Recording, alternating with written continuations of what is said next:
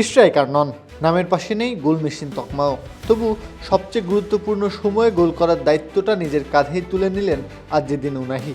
Shot নেওয়ার সুযোগ পেয়েছেন মাত্র 2 বার, আর সেই 2 সুযোগই পরিণত করেছেন 2 গোলে। নিখুঁত ফিনিশিং আর অসাধারণ ম্যাচ রিডিংয়ে কানাডার স্বপ্ন ভেঙে দিয়েছেন। প্রথমার্ধে গোলশূন্য থাকার পর দ্বিতীয়ার্ধের শুরুতে ম্যাচের মোড় ঘুরিয়ে দেন এই মিডফিল্ডার। 50 মিনিটে আশরাফ হাকিমির দ্রুত নেওয়া ফ্রিকিক থেকে বল পান উনাহি। বক্সের বাইরে থেকে নেওয়া তার মাটি কামড়ানো শট কানাডার রক্ষণ ভেদ করে জালে আশ্রয় নেয়। সেই গোলেই এগিয়ে যায় মরক্কো।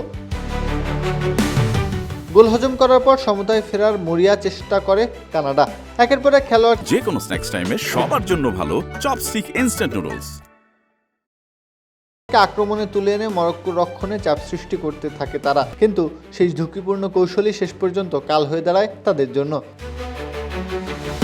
ম্যাচের 82 মিনিটে দ্রুত পাল্টা আক্রমণে ওঠে মরক্কো। ব্রাহিম দিয়াজের নিখুঁত পাস গিয়ে পৌঁছায় উনাহির কাছে। এবারও ভুল করেননি তিনি।